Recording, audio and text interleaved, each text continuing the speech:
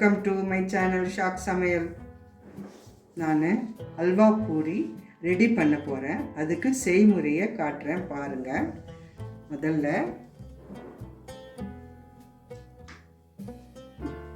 முதல்ல உருளைக்கிழங்கு அவிச்சி வச்சுருக்கிறேன். அவிச்சி வச்சுக்கோங்க உருளைக்கிழங்கு. இது வெல்லம் துருவி வச்சுக்கோங்க. கேசரி பவுடர் எடுத்துக்கோங்க. முந்திரி அவிச்சி வச்சுக்கோங்க. பாதம் அவிச்சி உரிச்சி நீக்கி வச்சுக்கோங்க. இது மக்கன். இது பருத்து பொடியாக்கி மிக்சி ஜாரில் போட்டு பொடியாக்கணும். கோதி மாவு பிசைந்து வச்சுக்கணும். அதுக்கு தேவையானது டாட்டா சால்ட்டு கொஞ்சம் போட்டுக்கோங்க. சோடா கொஞ்சம் போட்டுக்கோங்க. ஒரு சிட்டிக்கு சால்ட்டு, ஒரு சிட்டிக்கு சோடா போட்டுக்கோங்க. ஆலிவ் ஆயிலில் வறுக்க போகிறேன் பூரி. இது தீபாவளி ஸ்பெஷல் செய்ய போகிறேன். இது மாதிரி செஞ்சு சாப்பிடுங்க. ரொம்ப ரொம்ப ஹெல்த்துக்கு ரொம்ப நல்லதுங்க. இந்த மாதிரி செஞ்சு சாப்பிட்டீங்கன்னா ஹெல்த்து நல்லா இருக்கும். குழந்தை வறுத்துக்கலாங்க. மக்கனை வறுத்துக்கலாம். வறுத்து எடுத்துட்டேங்க. ஆறிடுச்சு பாருங்கள். இப்போ இந்த மாதிரி உடைச்சா அப்படியே உடையணும். அந்த மாதிரி வறுத்துட்டு எண்ணெய்லாம் ஊற்றக்கூடாது. சும்மா தவாவில் போட்டு வறுத்து எடுத்துட்டேன். இப்போ ஆறிடுச்சு. நான் இப்போ அரைச்சிக்கிறேன். நைஸாக அரைச்சாலும் அரைச்சிக்கோங்க, இல்லை குறைன்னு அரைச்சா கூட அரைச்சிக்கோங்க.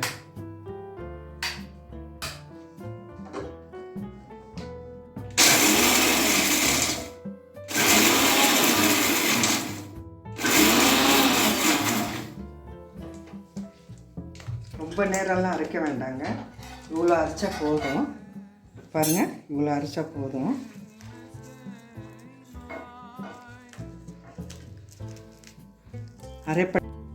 இதை பாருங்கள், முந்திரி அவிச்ச முந்திரி அரைக்க போகிறேன். அவிச்சதுங்க. இது அவிச்சி தான் செய்யணும்.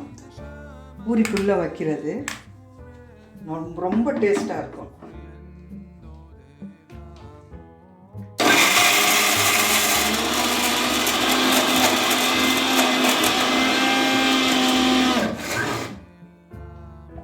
முந்திரி அரைச்சி எடுத்துட்டேன். மக்கன் முதல்ல, ரெண்டாவது முந்திரி, மூணாவது பாதம்.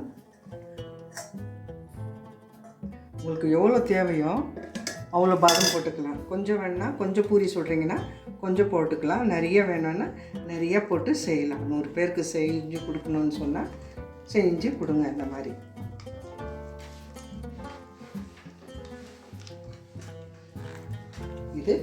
இதோட கொஞ்சம் ஒரு நல்லா கொதிக்க வச்ச ஆறின தண்ணி கொஞ்சோண்டு ஊற்றிக்கலாம்.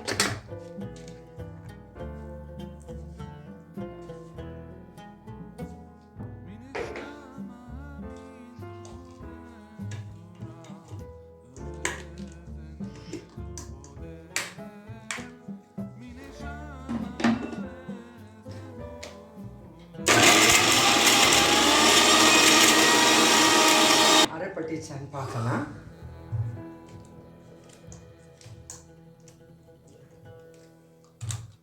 பாதமுக்கு கொஞ்சம் தண்ணி ஊற்றினா தான் நல்லா அரைப்படும்.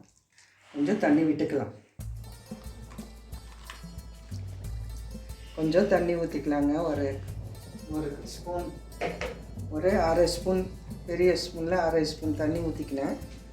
அப்போ தான் அரைப்படும் பாதம்.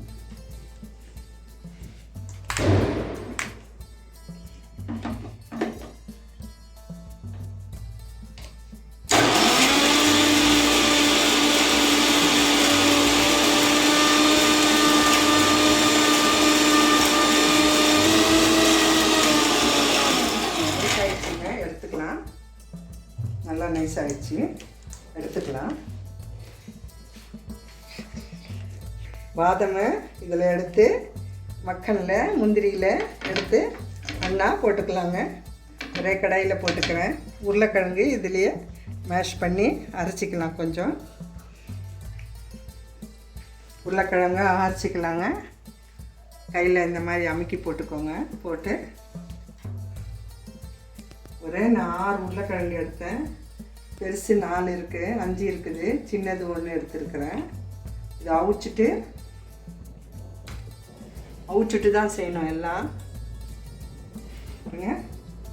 இதிலையே போட்டு பாதமோடைய அழகாக வந்துடும். சும்மா கொஞ்சம் நேரம் அரைச்சிக்கலாம். அந்த கைதாங்க வாட்டம்.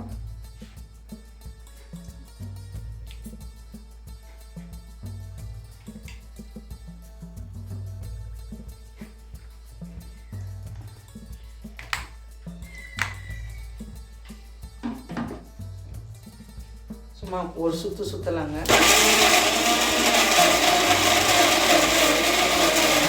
பாதமெல்லாம் ஒட்டின்னு இருக்குது, அழகாக வந்துடும்.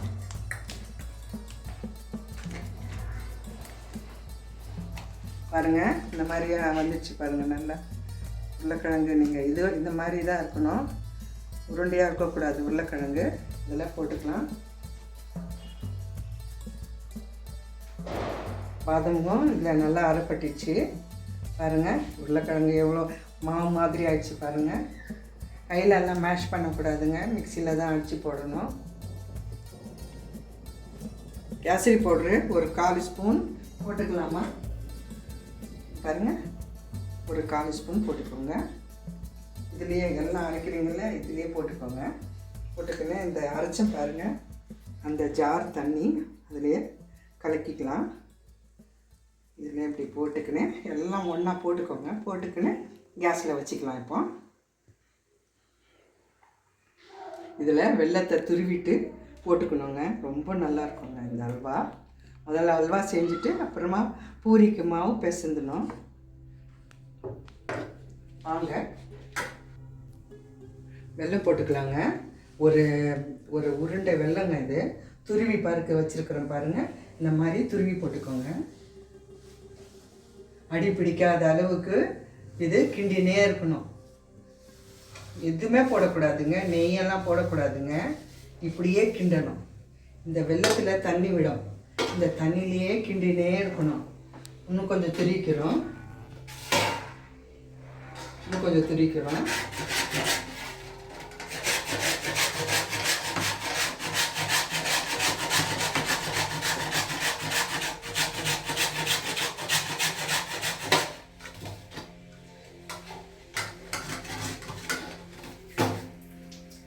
எல்லாம் இது பண்ணி உடச்சி போடக்கூடாதுங்க, துருவி தான் போடணும்.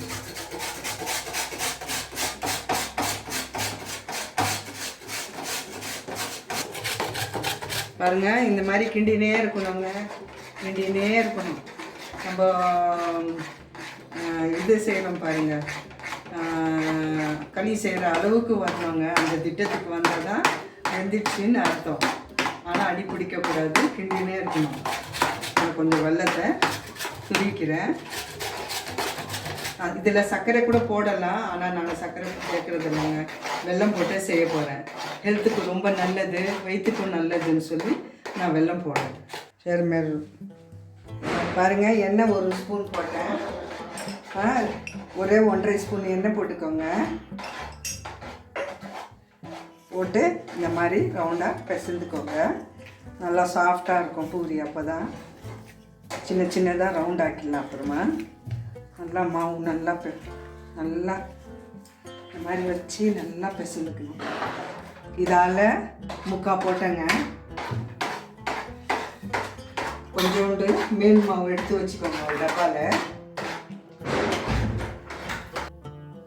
இந்த மாதிரி ரவுண்டாக உருண்டையாக இந்த மாதிரி சைஸுக்கு பண்ணி வச்சுக்கோங்க. வச்சுக்கின்னு இப்போ உருட்டிக்கலாம். பாருங்கள், இந்த மாதிரி உருட்டிக்கோங்க. உருட்டி எல்லாம் உருட்டி இது நடுவில் அல்வா வச்சு, அல்வா கொஞ்சம் நல்லா ஆறணும். ஃபேன் கீழே வச்சுருக்கிறேன். ஆறிட்ட பிறகு இதுக்குள்ளே வச்சு இந்த மாதிரி சைஸில் உருட்டிக்கோங்க. சின்னதாக ரவுண்டாக உருட்டிக்கோங்க. கொஞ்சம் கொஞ்சமாக மேல் பவுட்ரு வேணால் கொஞ்சோண்டு எடுத்து ஒரு பவுலில் போட்டு வச்சுருக்கிறேன். இந்த மாதிரி எடுத்து போட்டுக்கின்னு இந்த மாதிரி உருட்டிக்கோங்க. சின்னதாக உருட்டிக்கிட்டிங்கன்னா ஒன்று அல்வா அதில் வச்சு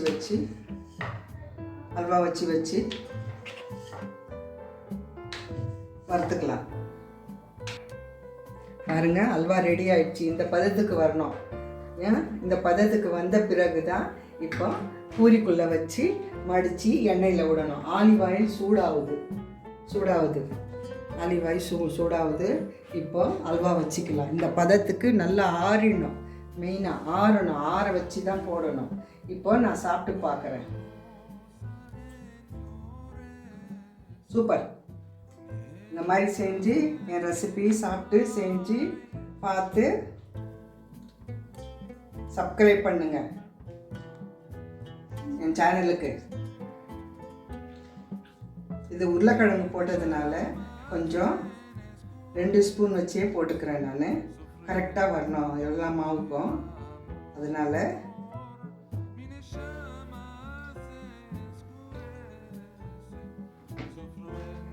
இந்த மாதிரி வச்சுக்கோங்க. வச்சு இப்படி மடக்கிக்கோங்க. இப்படி நல்லா நடு சென்டரில் அழுத்திக்கோங்க, இல்லைன்னா இந்த அல்வா வெளியே வந்துடும்.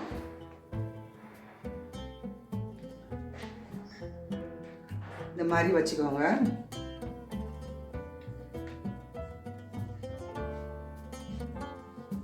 எல்லாம் கொஞ்சம் கொஞ்சமாக வச்சு நான் ரெடி பண்ணின்னு உங்களுக்கு எண்ணெயில் போடும்போது சமைக்கும் போது காட்டுறேன். பாருங்கள், இந்த மாதிரி பண்ணிக்கினேன். டிசைனுக்கு வேணுன்னா இப்படி அழுத்திக்கோங்க. அழுத்திக்கிட்டு லேசாக அழுத்திக்கோங்க. அழுத்திட்டு அல்வா உள்ளே வச்சுட்டேன். நான் இதுக்குள்ளே வச்சுட்டேன். மாவுக்குள்ளே கோதுமை மாவில் தான் செய்யணும். இதை அப்படி ஒட்டி இல்லைன்னா இந்த மாதிரி ஒட்டிக்கோங்க.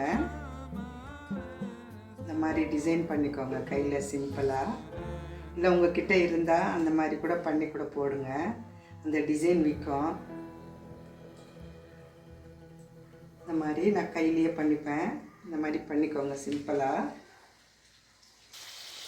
எண்ணெய் சூடாயிடுச்சு. பூரி போடுறேன் பாருங்கள்.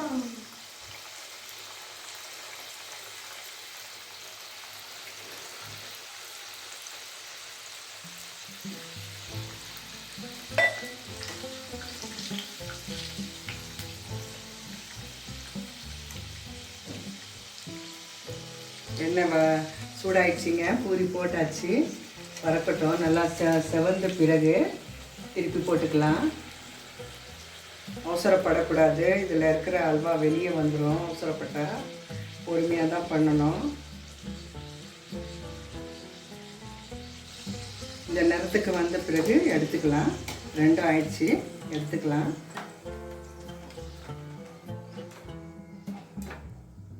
பாருங்கள், இந்த மாதிரி பொறுமையாக போடுங்க. நடுவில் அல்வா இருக்குது. மாவு மெலிசாக உருட்டி வச்சுருக்கிறது. உள்ளே இருக்கிற அல்வா வெளியே வரக்கூடாது. ரொம்ப பொறுமையாக போடணும்.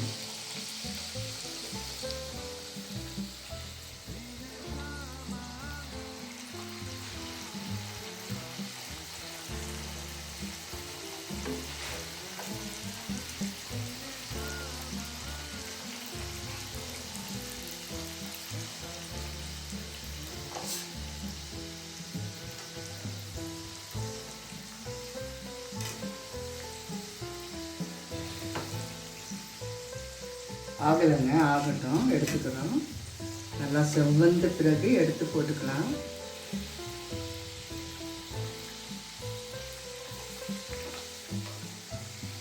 பாருங்க, இந்த மாதிரி செவந்துக்கிட்டோம். இந்த மாதிரி செவந்துட்டோம். செவந்து முடி எடுத்திங்கன்னா நல்லா இருக்கும் இந்த ரெசிபி. சாப்பிட இன்னும் கெட்டு வாங்கி சாப்பிடுவாங்க. அவ்வளோ கிறிஸ்பியாக இருக்குங்க. அவ்வளோ டேஸ்ட்டாக இருக்கும் இது.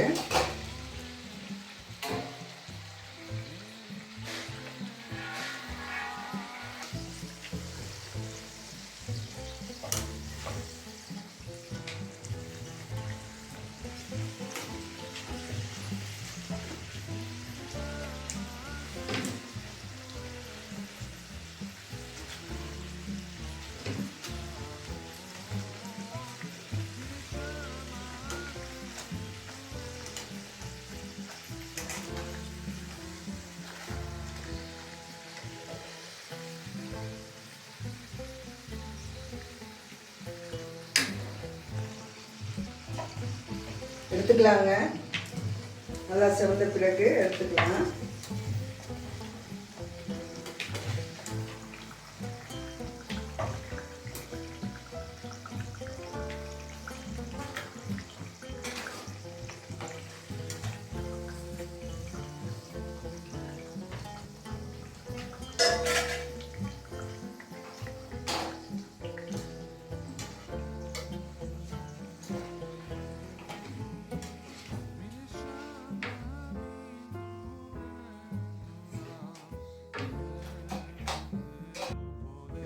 அல்வா பூரி ரெடி ஆயிடுச்சு.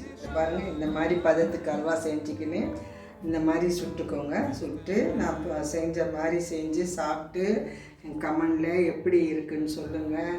லைக் பண்ணுங்கள், ஷேர் பண்ணுங்கள். தீபாவளி ஸ்பெஷல் சப்ஸ்கிரைப் பண்ணுங்கள். இதை சாப்பிட்டு ரசித்து எனக்கு சொல்லுங்கள். இந்த மாதிரி யாரும் செஞ்சதில்லை. இது செய்யறதுக்கு 1/2 மணி நேரம் மேலேயே ஆயிடுச்சுங்க. இதுக்கு 3 பேர் செய்யறதுக்கு ஆள் வேணும். ஒருத்தர் அல்வா கிண்டணும், ஒருத்தர் மாவு பிசையணும், ஒருத்தர் உருட்டி கொடுத்தா, ஒருத்தர் வறுக்கணும். 4 பேர் 5 பேர் நாங்கள் உருட்டணும் இவ்வளோ மாவுக்கு. அதுதான் 1/2 hour ஆகிட்டு. இதுவே 20 நிமிஷம் ஆச்சு. 4 பேர் 5 பேர் செஞ்சதுனால. இந்த மாதிரி செஞ்சு சாப்பிடுங்க. இதை டேஸ்ட் பண்ணி எப்படி என் சேனலுக்கு